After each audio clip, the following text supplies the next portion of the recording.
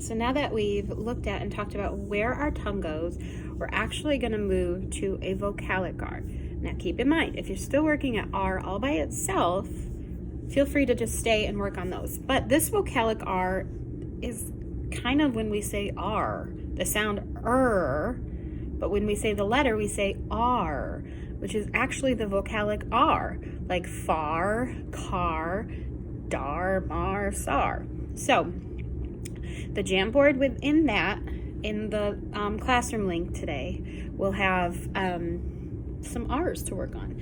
And it's going to break down how to do the R's, 3 techniques, or 3 steps to take to make the R. So you're going to start with ah, R.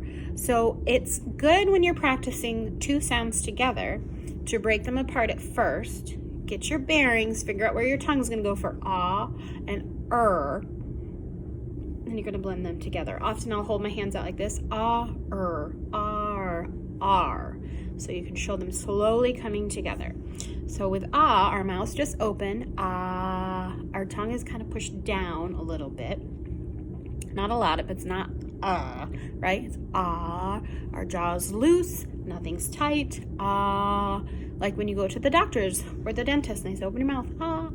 So then you're gonna focus on pulling it back to the R.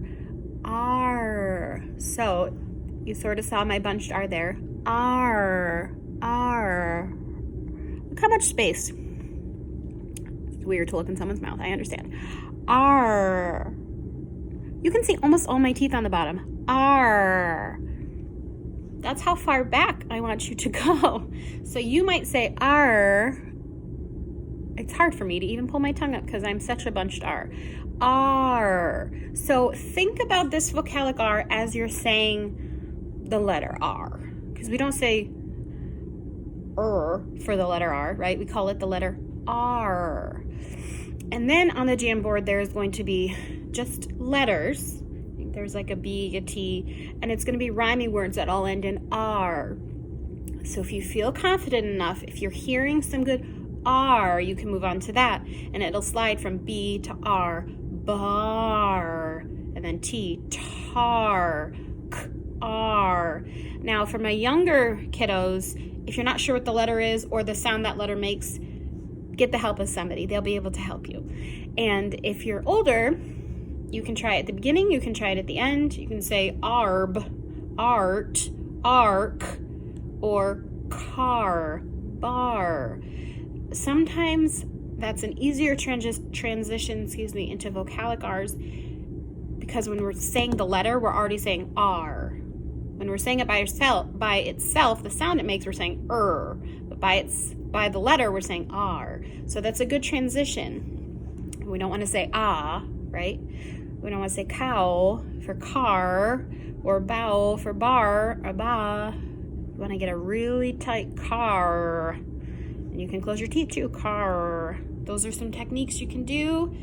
Try it out. If you're feeling, I'm not getting a very good R combined with that A, then bring it back. R in isolation is always where you want to start. You always want to work on that foundation. Just like I talked about before, that house, you've got to have a strong foundation before you build onto it. Because if the strong foundation isn't there, it's going to fall apart. All right? The house isn't going to work.